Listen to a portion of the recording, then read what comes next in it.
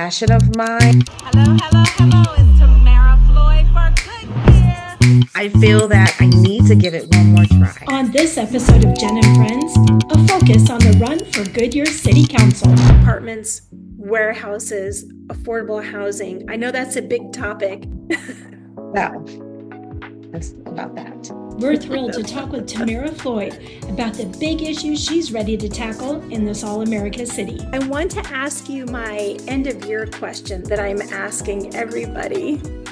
So are you ready? I don't know. Okay, it's a good one. It's a good one. Hi. Hi, good morning. Do you have a time that you need to have a hard stop? 12:30. Okay. Well, this could be fun then. It could be, because sometimes, you get a little, involved, and I try, and then that passion comes out, and then it just goes. I know Can't that. help. That's why I'm so excited to talk to you. What's your day job? What do you do during the day? So I work for the University of Arizona Roosevelt Early Childhood Family Resource Center through Maricopa County Cooperative Extension as the outreach director. How long have you been And doing I it? can elaborate on what I do because I Yeah, love it. yeah, that'd be Yes. great. And so what I do is I build partnerships and collaborations with different organizations and businesses to help promote and to engage families that have children birth to 5. Because we are a nonprofit and we're funded through First Things First. And we have programming for families with children birth to 5, although they do have other children. So we want to make sure that we include the whole family. And we have lots of different programming. And my specific job is that I bring additional programming, additional resources, referrals. I do a lot of outreach. I make sure that if we need to add more programming, as far as I've created our car seat training. So I am also a technician, certified technician and Oh, good. instructor. So I do instruct and host a car seat class for families, all the way from the car seat carrier to the high back booster seats. So we give out free car seats, but you do have to take my class. And we do, these are the fun parts, okay? Okay. The fun Okay. parts is, and then we do have our safe sleep program for moms that have a first child or their 5th child. But it's all about talking about safe sleep. So we host that educational workshop, and then we give them pack and plays. And then it's kind of like our community baby shower, but we buy all the gifts. And all the gifts are catered to what the mom may need for her newborn child. And part of that is building those collaborations with the organizations that may support our program, because we do have limited funding through First Things First on what we can utilize the funding for. So I go out and I build those relationships where I can get those free pack and plays, those free car seats, be able to go shopping, give out diapers and wipes in our programs. So I have those where I do have relationships with different organizations that support our program, that keeps us going so we can help and we can continue to give to the community what their needs are. And part of the programs, of course, is all about getting the children ready for kindergarten. Mhm. So it's all about early childhood. And I've been there with the university since it's going on 10 years. Oh my gosh. I can tell. I can tell that you love what you do. I do. I do. It's the best part about it is watching the families. We are hosting right now our Summer of Science. So we get a lot of families and new families that come in, and we have activities for them, science-based, but they're fun. Of course, kids learn by playing. So we have a play and learn too.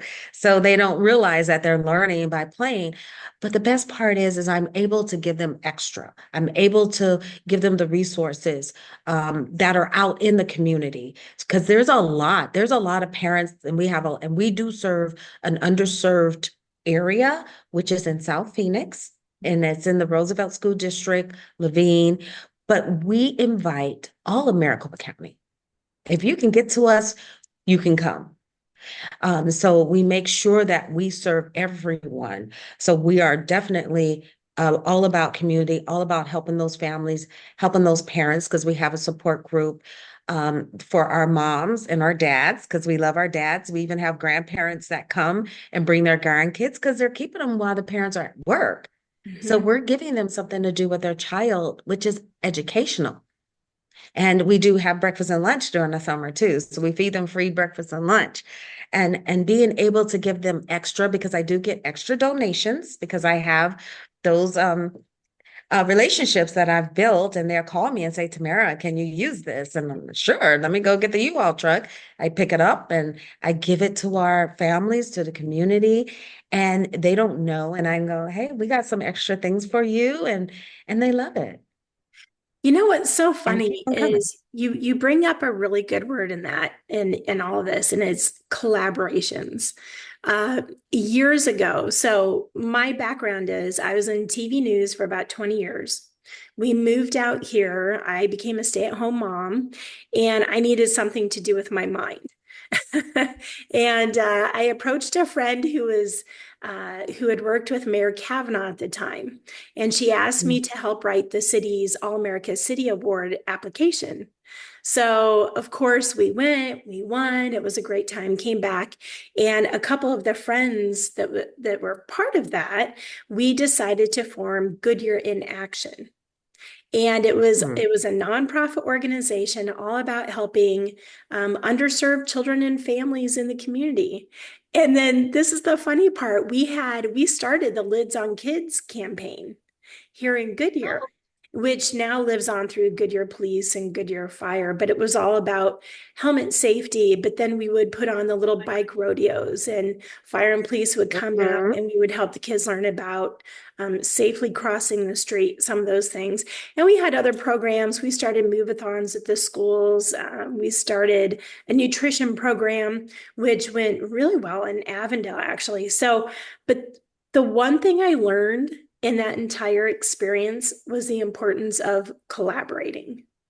It's so Absolutely. important to be able to do that. And what I loved were, people were so happy to just help out. So whether it was the donations, whether it was, hey Jen, let me help spread the word, whatever it might be. And it's like, wow, this is really a great community. How lucky are we that we live in a community where people Right. do want to be involved and help out? Right. So what happened to that? Because So I haven't it heard got more of so it. big. It grew so big, so fast that as a board, we decided to piece out our program. So it was actually the Reds were one of our big sponsors, and they had given us about $30,000 from their ticket sales and everything. I mean, it was crazy how fast this organization exploded, but it was essentially me working out of my kitchen. Yes, we had a great board, but I just could no longer, be a one-man band on this. And Right, so right. Goodyear Police and Fire got the Lids on Kids program, the move-a-thons. We taught all the schools in the area how to do those. So you had Phoenix Children's Hospital, you had a dentist, you had all this. They would come out. So instead of selling cookies for the school Mhm. fundraiser, they would have a move-a-thon. And there would be Okay. stations where the kids would work out and exercise, and then they'd raise money for the activities that they did during the day. And they were really fun. And it was, again, partnerships coming in and hosting the Right. activities. Oh, you know what my favorite program was? Yeah. It What's that? was, we worked with the Homeless Youth Connection, and we came up with the idea of children who needed tennis shoes, just basic tennis shoes. Do you know how many children just in Goodyear have holes in their shoes? The families can't afford a good pair of tennis shoes. And so we went out, we Mm. raised the money, and then we worked with the ballpark. We hosted the kids up in one of the booths. Zizzy at the time was the mascot, would come up, hang out with the kids. The kids were fed for the day. They got a free ball game. They all were gifted brand new tennis shoes. And that just made me feel so good It made me feel so good to be Yes. able to find a way to do Isn't something that? positive in the community. I loved it. I absolutely loved it. And I don't think that program continues to live. I would love to even just start that up again. But it was after that I was appointed to the Goodyear City Council. I was appointed after Gary Gelzer had passed away. Did that for 6 months and realized, you know what? I am a much better resident than I am a politician. I remember you telling me that. Yep, yep. And so the rest is history. But you know what a great time to be able to be part of that growth in the city. And that's why I'm so Yeah. excited to see the candidates who have that same enthusiasm now, who want to see good things happen to our community. The question is, how do we get there? And what are those Mhm. priorities? Now, you ran Well, in the last election. I did. You did.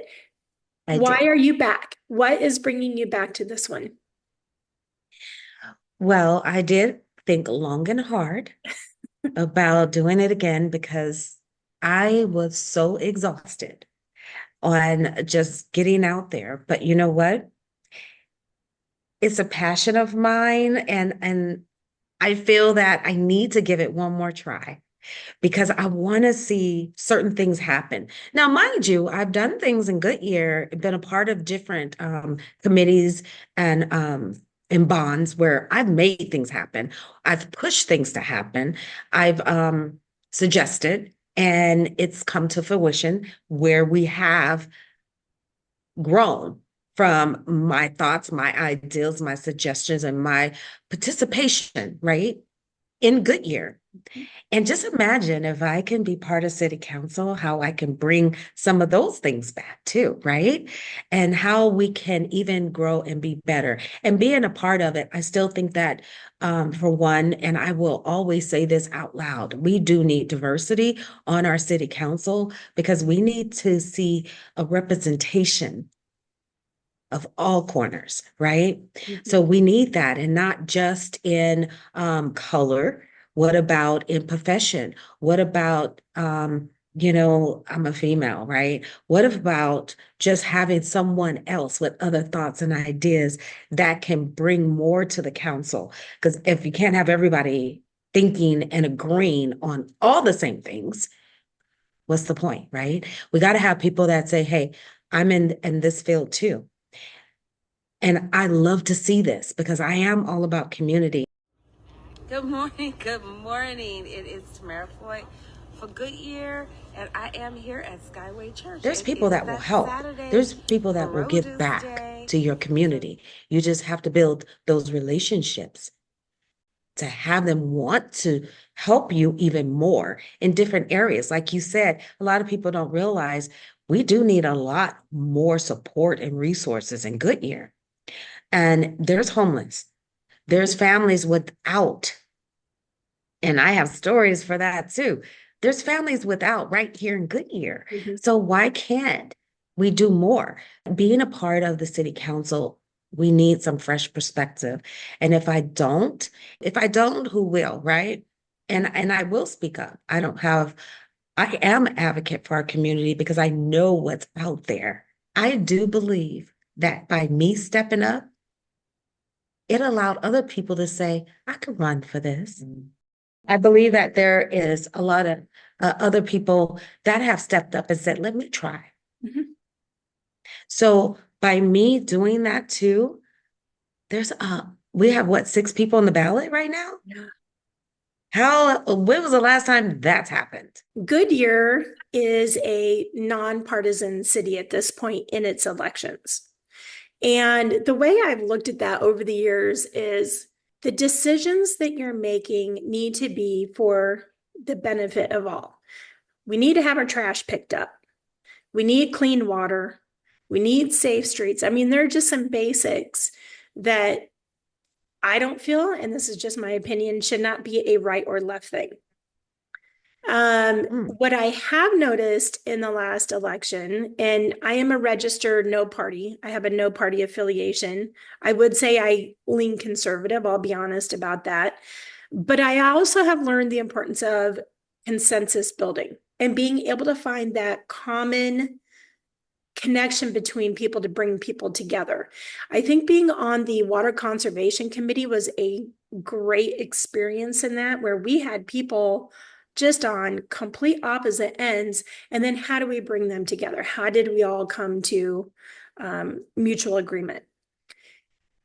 If you feel comfortable talking about it, do you have a party that you're affiliated with? And how do you feel about some of those things, about being able to build consensus and the kind of decisions that you want to have here in Goodyear? So I can tell you honestly, it is nonpartisan, and I don't think it should be, but I know we do have a left and a right.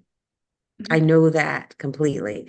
But what I want to say is we need to keep it nonpartisan, because you can't pick and choose who you're going to support or who you're going to help when you're talking about working together to benefit your whole community, your city. How do you separate that? You have good and bad in both. There's positive and negative in both. And should I say even in independent, because they're just like, I'm just going to wait and see what I want to do, right? Right. That's that middleman that just says, I'm just going to wait and see. I don't know which way I want to go until they decide to make that, a whole polling. I just don't want to talk about a party. I want to talk about, how do we get along? How do we make sure our focus is on our community? Because that is what your city council is supposed to be doing. Not worried about, well, I'm going to vote this way because we're all Republican.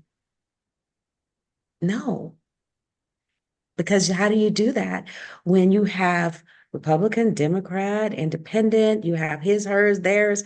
We all need water. We all dry the streets. We all go to the same shopping stores, to the malls, how do you separate that? So we have to make sure that we're all working together. I whole. I think that's so important. It's really just been in the last, I would say 4 to 6 years that here in Goodyear, we really have started to see, I ran on this platform, so I'm only voting this way because this is what I promised. And I think we start to get into a really dangerous territory when we do that. I think it's really important to say, all right, let me keep my mind open. I want to hear what everyone has to say, and then let's go from there. And I've really have become, especially in the local elections, I am now voting for the person. Here's the perfect example. I have been interviewing candidates for Goodyear City Council since 2015. This is the very first election where people have said, no, I'm not going to answer your questions. And I think that gets dangerous. I think that gets really dangerous, because if we have lawmakers who are not able to answer public questions, what happens when those really, really difficult issues start coming up? How do we hold our elected accountable? So first of all, that's why I'm really excited to talk to you, because I think it shows your character. I really do think that goes to your character. Let's start with the one that's on everyone's mind: growth. Obviously, we need the jobs here. What is your opinions on the balance of bringing the jobs here, apartments, warehouses, affordable housing? I know that's a big topic, but what is your opinion? Well, let's think about that. So for one, we're going to grow. I've been here since 1999. Okay. When there was absolutely nothing. So we know it's going to grow. It has to grow. It's inevitable, right? And part of growth is you have to be able to get here if you don't already live here. So we need transportation. We need housing. We need, I would say, good pay jobs. But what does that mean to some, right? So we still need to have businesses that are here and not just fast food, not just warehouses. What about those tech jobs? What about those engineering jobs? That's how you become, because we look at our median income. That's not just one person most of the time. That's multiple households that are living together, making up that 130,000 or 100,000, right? And a lot of individuals are not living right here in Goodyear, working in Goodyear. And even they talk about work and play in Goodyear. What entertainment do you have in Goodyear? So we need to grow, we need to get good, right? How do you call it? Top shelf. So we want those 5-star restaurants. Mhm. We were supposed to have, which I've seen, they were going to build a mall here in Goodyear. That's That when went I was on away. the council. That's when I was on the council. I mean, it was It clear went it was away. never coming. We want to have people that live here spend their money here, Yeah. right? We want those dollars. We want those tax dollars. So we need to build a Goodyear, and not just, it's great. We have a new city hall. They're going to have other businesses there. We're going to get a downtown Goodyear. But I heard we're going to get a car lot in the middle of downtown Goodyear, but it's going to be an upscale car lot. I don't know what that means. Lexus, Mercedes, Bentleys, who's going to be able to afford them, right? So the thing is, that's not entertainment. It's rent. Okay, it's great if that's what they've already approved it. So, but how can we grow better, have better infrastructure, transportation? Because we've talked about that, where if you bring transportation, people can get here, they can leave, they can go to work, they will move here because they want to be out a little further. They will move here, but now we have to have quality. If we're going to have all the apartments, because we have them, and they say they are they're prime because they have appliances, they all should. But what happened to the windows, the balconies, and give them a little bit of a yard? Because I do understand people don't want the HOAs. They don't want to deal with cutting their trees. They don't want to deal with fixing things. So yes, we do need alternative housing, but we have to be smart about where we put it, how many on one corner, because that's an issue too. Because you got apartments on every corner, and I've right by me, I have 3. Right on the corners. Well, 4. They're about to build another one. That's another story too. That shouldn't be there. Yeah. Because as much as we grow, we have to increase our fire, our police, our EMTs, because we need that support too from our public safety. So we have to make sure that we support that too. Do you feel that Goodyear's growth has been well managed, or do you feel that we have gotten into a situation where, oh, we have open land, let's put this here. We have open land, let's put this here. Oh, okay, we have a spot. What is your opinion on that? I think we have a little bit too much in spots. I think that Goodyear, I'm trying not to say, I think we did it too fast, for one. I think we did too much. And I could give you a prime example. In certain lots, and you're right, it's like we have an open space, and it's a little open space, so let's put something there. And honestly, and I've had this conversation with council members before. I've even had it with our past city manager. She was great, Julie. But the thing is that you have to look at, everybody wants a drive-through. Everybody wants parking spaces. Everybody needs to have that little spot. But what happens to the cluster? Because that's what it looks like, a cluster of just whatever. And you get so consumed to where if you pull in and park, now you can't get out because of the drive-through line. So I think that we could have did a little bit better, but I think what they were looking at is the business aspect, right? I think they were looking at, we need to put as much as we can to make us grow to look like we're this big city. We're not. We don't have to be. We don't have to compete with other cities that are presumed to be bigger, or even with Phoenix, with Scottsdale, because I've heard that before. We don't need to compete with those cities. We need to stay unique to Goodyear or what it is and still grow. And I've mentioned this before, we can grow differently. We could be a city that has more single family homes where we're having those families come in and being able to purchase their first home. My first home purchase in Arizona was in Goodyear. Okay. My home that I lived in I was like, oh my God, I can buy a house. It was considered rural development back then, but that's okay. I was able to buy my first home in Goodyear. And that's a great feeling. And even a starter home, let's have starter properties. You say we have all of, and I know I'm probably getting off, but we have these, I call them bungalows, but the little homes, but they're only for lease. Just imagine if that could be a first-time home buyers when they couldn't really afford a big home or the lot because they charge you for that so much. Yeah. How about giving people the opportunity to purchase smaller and then learn how to finance, save, be responsible, pay? There's so much going into purchasing a home that you can learn from. And then you can move to a bigger home as your family grows. But I think Goodyear, yes, I think it was a lot of let's put something in every little spot.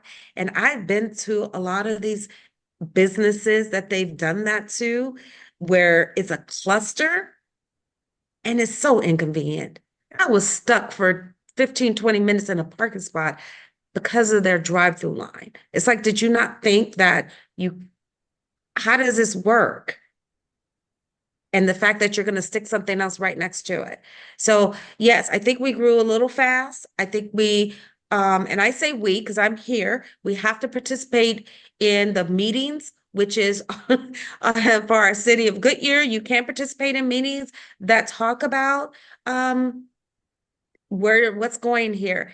When they are building, of course, I am a true believer that most of it, they already know what they're going to do, but they do have to get participation from the community. We have to have open meetings for planning and zoning and different things. And sometimes it works. But yes, I think we did. We went too fast opposed to keeping it unique and really thinking, how do we make Goodyear unique? Because that's why I came here.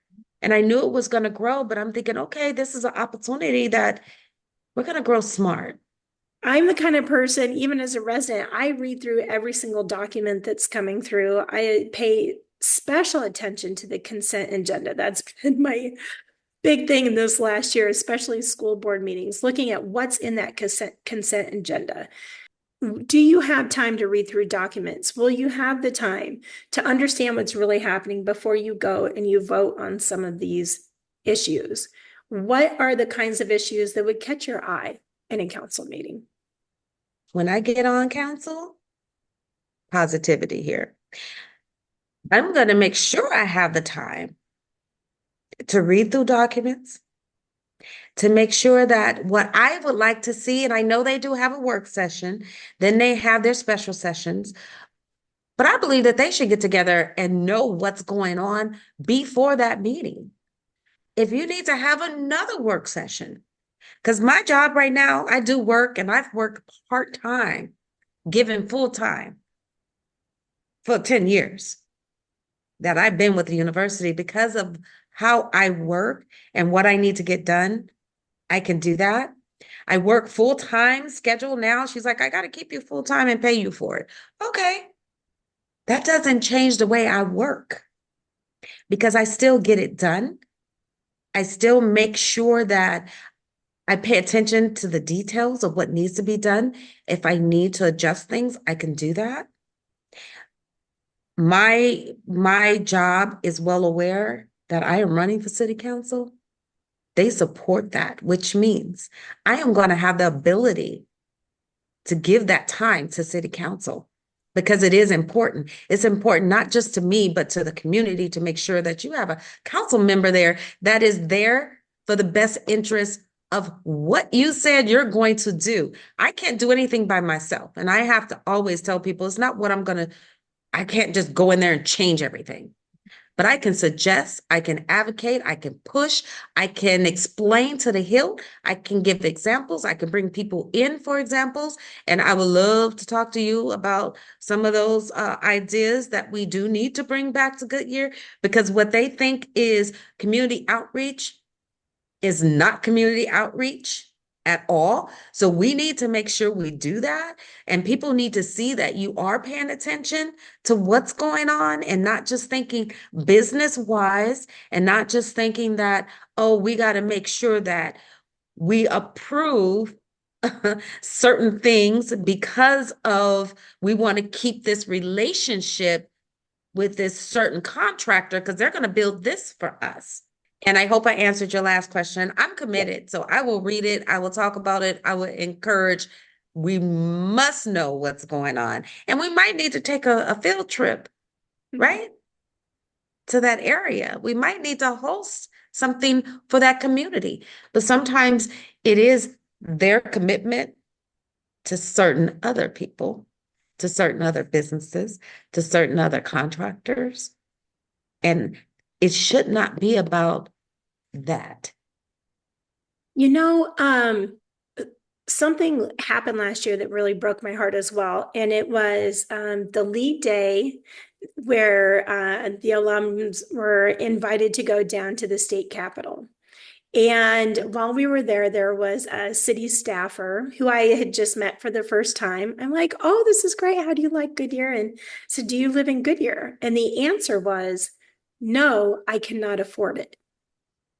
Exactly. And one of the things that I have really started understanding is that we have a lot of city staff who do not actually live in Goodyear. So the decisions that they're making really don't affect them. I mean, if I'm going to be completely blunt, how do we incentivize for the people who are making the changes in our city? How do we incentivize them to be 100% fully committed and in by living here and being part of our town in such a important way? Or do you even think this is an issue? Well, I'm going to be completely blunt because that's all I can do. Right. Partially, it has to be someone that is committed to what they are doing and care about where their decisions are being made. Because I served as a human services commissioner for the city of Phoenix for almost 7 years. And I don't live in Phoenix. I've always lived in Goodyear, but I served in Phoenix. I made good choices. I've made perfect changes that affect the people that live in all of Phoenix as being a commissioner, because I could do that. It's all about talking, having those conversations, and really, like I say, putting my feet down to what is right and what is wrong. And like you said, during the pandemic in 2020, it's just when things started happening and they were bringing all the funding in and it was supposed to go out to the people, but they had all this red tape and misconception on what is a financial hardship. Me, I was a commissioner at the time too. And I'm like, a financial hardship is when it affects your finances. Let's get down to fifth grade education here, right? And this is what I say, you have to explain it as though you're talking to a fifth grader. So if everybody is at home and my electricity went up because now everybody's home, right? Everybody's got laptops plugged in because the kids have to go to school at home. We have to work from home. Our lights are on, our electricity, our air is on. We're feeding kids lunch, breakfast and lunch when they used to get it at schools, right? So now I have to purchase all these extra groceries. That's financial hardship for lots of families. So we need to understand that, eliminate it. We've changed the verbiage, and all of Maricopa County, they changed that. I had to push for it, but all of Maricopa County, well, 3 services centers in Phoenix I know they did it, but everybody else had to follow that same structure to where we got more people eligible for services by them understanding that everybody was affected. It wasn't left, right. It wasn't one city to another city. It was the state of Arizona that made this decision to shut things down, to close the schools, to bring people and stay at home. People were ordering online, everything, but they spent more money doing that, right? Because now they had to go and get things offline, even though they say it was cheaper. So you're buying more, so you're spending more money. So I made that suggestion. Well, I did. I changed that. So now a lot more people were eligible for services.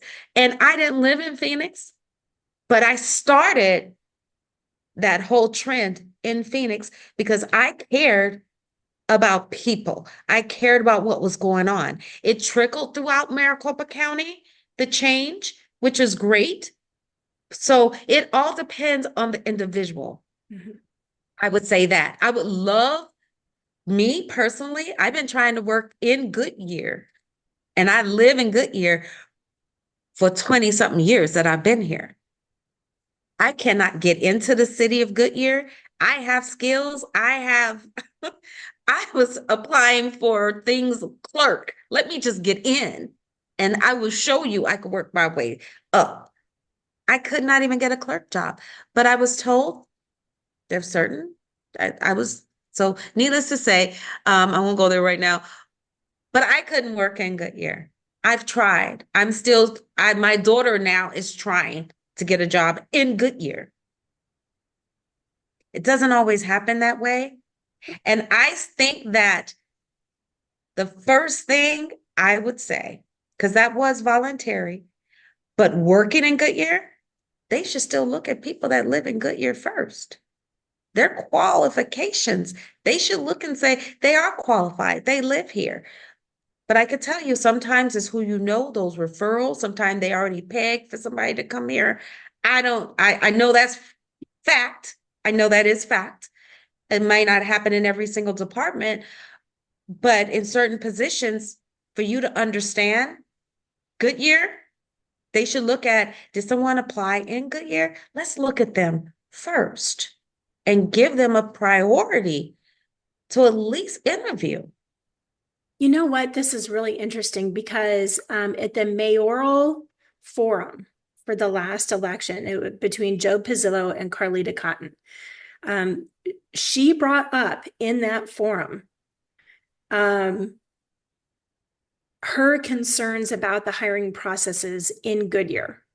And I went back just this week and I reposted it on X because I thought it was so interesting.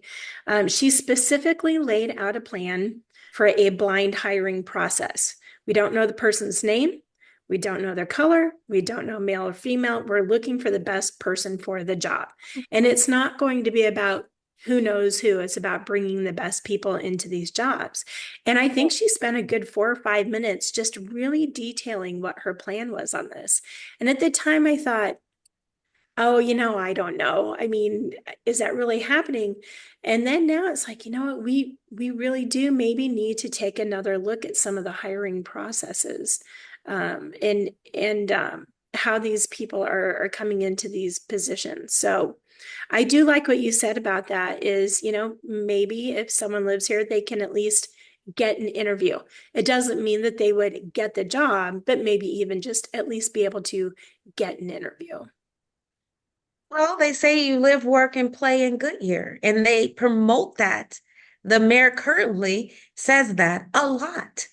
But if I can't work in Goodyear, because you will not look at me because I'm honest, and I keep saying that because I've talked to HR. Well, if they were to volunteer here first, well, if I have to have a full-time job, 8 to 5, to support my family, when do I come and volunteer between your 8 and 5? How does that happen? If you volunteer in a certain department, more likely you can get hired. And this is what I was told.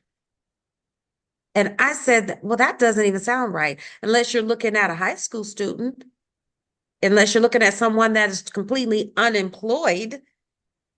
How does that happen that I have time to volunteer during 8 to 5 when I have to work?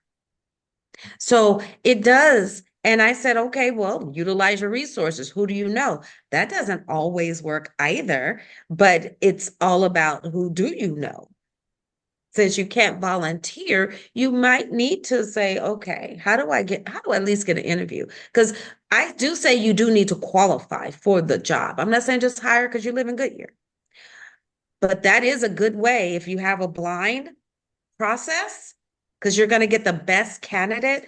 But also, I still think that since we do promote, and I say we because I'm a part of Goodyear, we do promote live, work, and play, but you got to help me to live, work, and play here, which means affordable housing. What does that mean, right? There's a few things that we can look at for that too. But they say, let's build, build, build. So now we have so many. Now you can pick and choose. They're going to have to reduce. But that comes to that clutter again. What are you building? Okay, so I want to shift gears to my favorite topic, which is water. So, what are your thoughts on how water is allocated here in Goodyear? And obviously, we have the north-south, right? So, south of I-10 is serviced by the city of Goodyear. North of I-10, you have Liberty. So maybe we should talk about city of Goodyear. But I mean, in all, it's, you know, the businesses that we're bringing out here and how much water they use.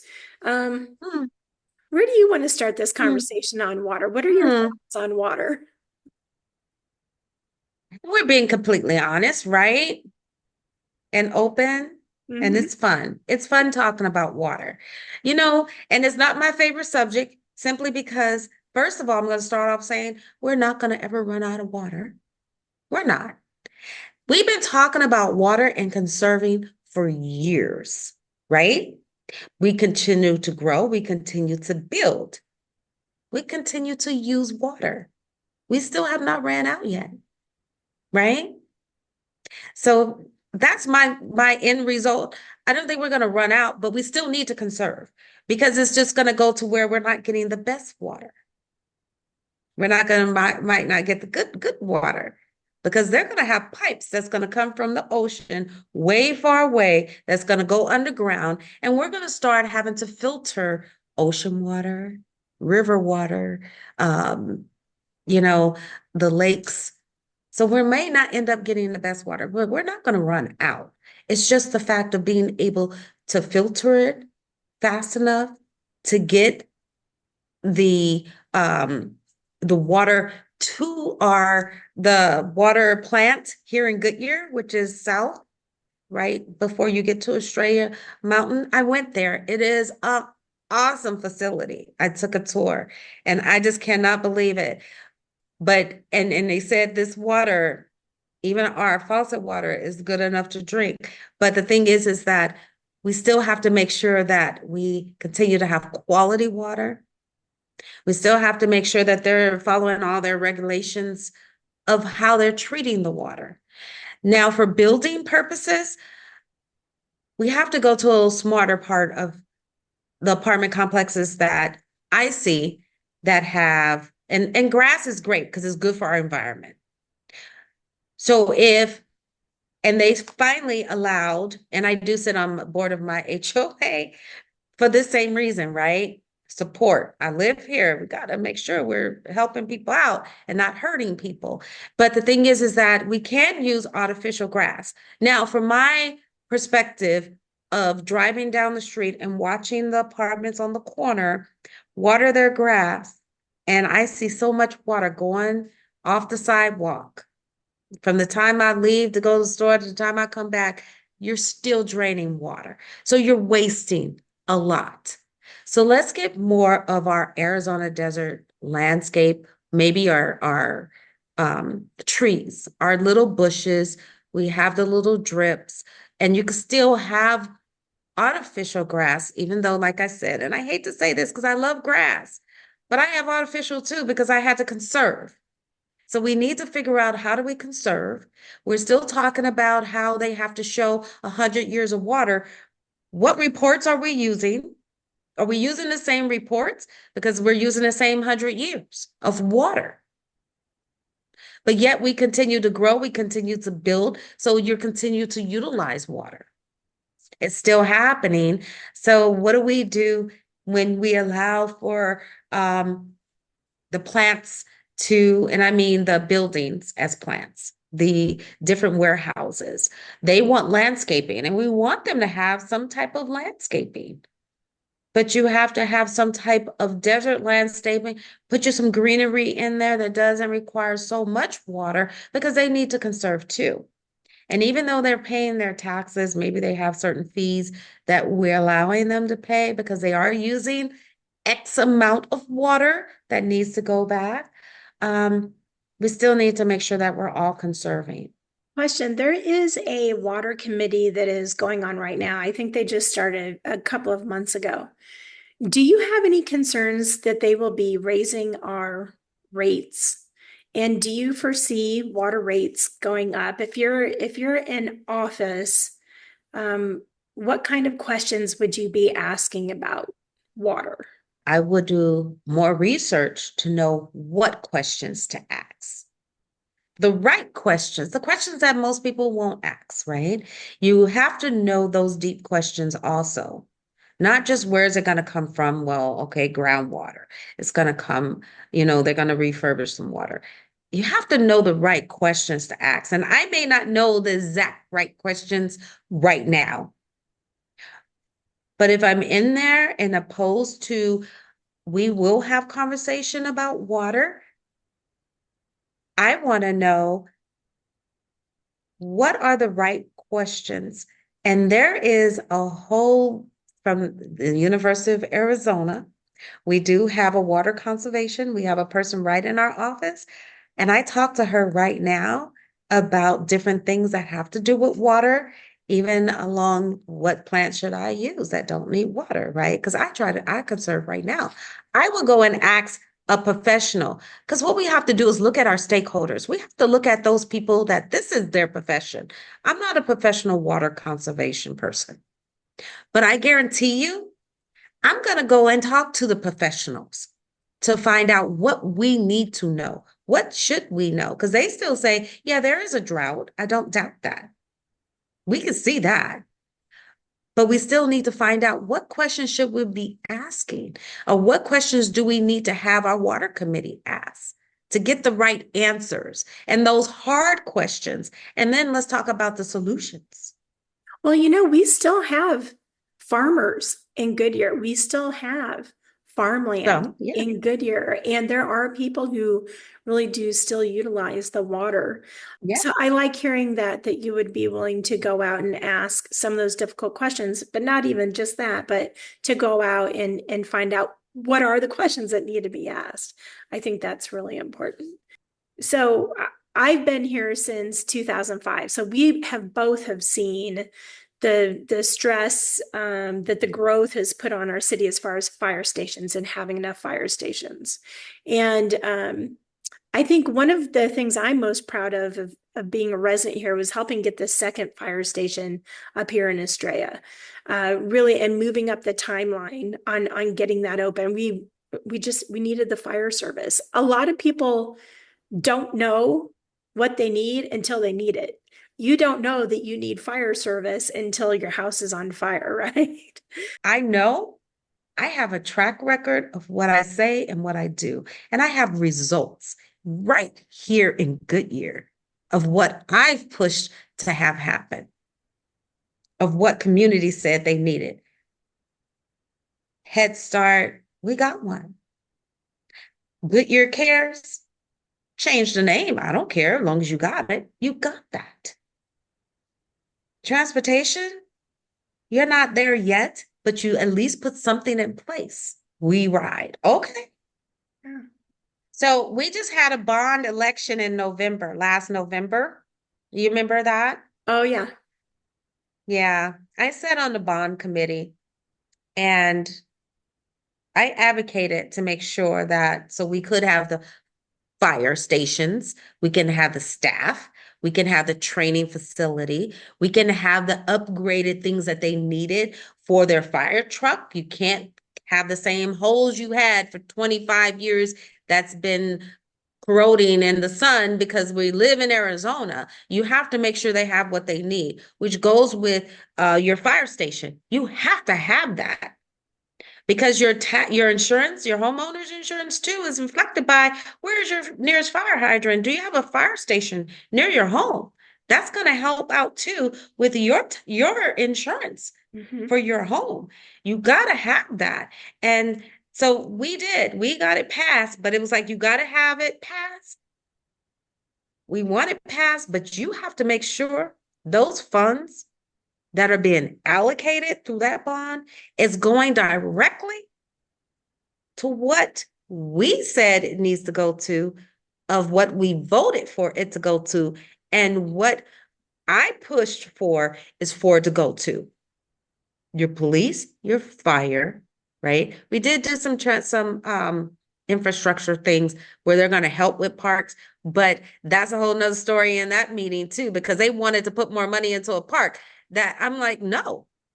Are you putting it into all the parks in Goodyear? Because you can't pick and choose one Mhm. and put millions of dollars when I already know that you just spent millions of dollars in that same park. Mhm. There's a problem. So we're not doing that. But we're going to make sure we get those bike lanes, and especially after the tragedy that happened, that was a big push. We need better and more bike lanes for our safe cyclists. Because I ride my bike. We used to ride our bike into town when we first moved here. We rode our bikes. We have to.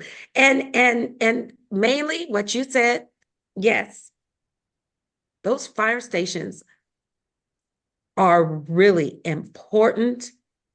They're necessary. We have to have them. And you're right. You don't know what you don't know, and you don't know what you don't need until you need it. So you have to make sure that those things are in place. Your police, as your city grows, we're going to have more things happening where we're going to need more police and Mhm. more policing. And we can't do that if we don't hire more, we don't train more, we don't have them having their vehicles running right. We need our EMTs. I say I love the fire EMTs because I passed a training at the GSQ, and I was like, I know I was drinking water, but they were right there. Now just imagine if we didn't have enough and they weren't stationed on every corner Mhm. of that facility, and they didn't have the equipment that they needed to save a life, because you just have no clue until it happens to you. So I'm yeah, so we got to make sure those funds go where it is needed and is necessary. A park can sustain because most of them are managed by their HOAs. Make sure the HOAs are up to par and they're managing their parks. The city parks, we can't spend millions of dollars every year on a facelift.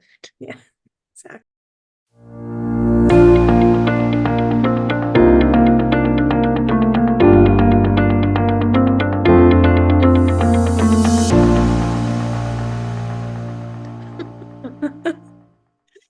Well, we are running. Oh gosh, we've been talking for almost 2 hours, Tell but you so much to do and know. I've really enjoyed it. So I want to ask you my end of year question that I'm asking everybody.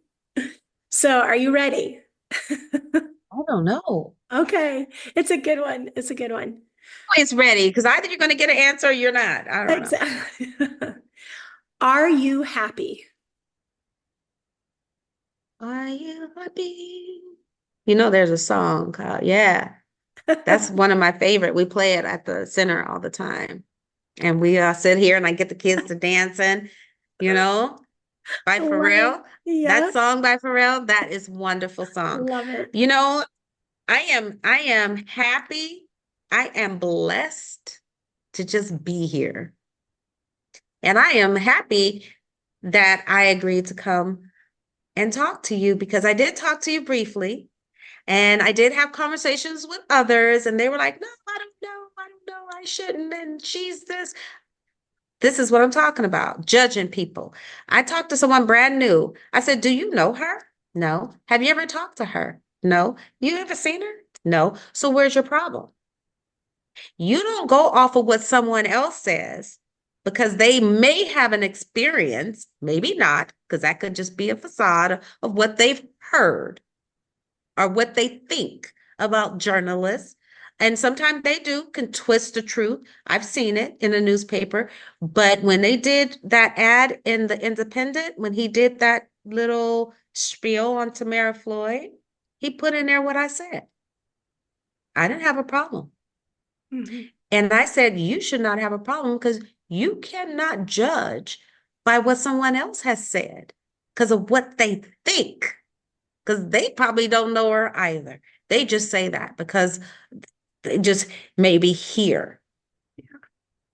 And I say, you can't do that. And it's wonderful. So if they ask me, I'm happy. And I'm happy I was here. I did talk a lot. And maybe I said some things, and I hope no one got offended by that. But I'm not perfect, but I am happy. Good. And I'm not perfect, but I keep trying. And I'll keep saying, I am not perfect, but I will talk to other people to get ideas and thoughts. And that's what you got to do is talk to people. Talk to the people who live here, because you will find out that there were so many better things that I wasn't even a part of Mm. that I would love to see happen again, whether I'm in there or not. I'm in it because I live here. I see what's going on. And it took a few years of me helping other people in other cities help with their elections first, get the experience. Mhm. I had just the best time talking with you. And I feel really good that I've had an opportunity to learn more about you and where you stand on the issues. From my perspective, I feel like that you are someone that I would be able to approach and say, Tamara, here's something happening in my neighborhood. How can we work together to try and find a solution? So that's important to me as a voter, and I'm really happy that we took this time to talk. So thank you. Thank you so much. And I'm glad to be here. And everybody is not for everybody. But if you can take it, because I'm very approachable because that's what I do. And I'm going to try to find out. And if I don't know, I am not scared to say, I don't know. But here's my thought. But let me get somebody who can answer that question. Yeah. Well, I'm a thank firm you. believer of knowing that someone else may know better or they may know something, that will definitely help. Because that's what we do. That's what resources are all about, finding out who has it and making sure that we share it. Very true. Yes. Very true. Mhm. Yes. Well, thank Okay. you. I will stop. I Okay. appreciate your time. All Thank right. you so much. Thank you. Have a good one. Bye. You Bye. too.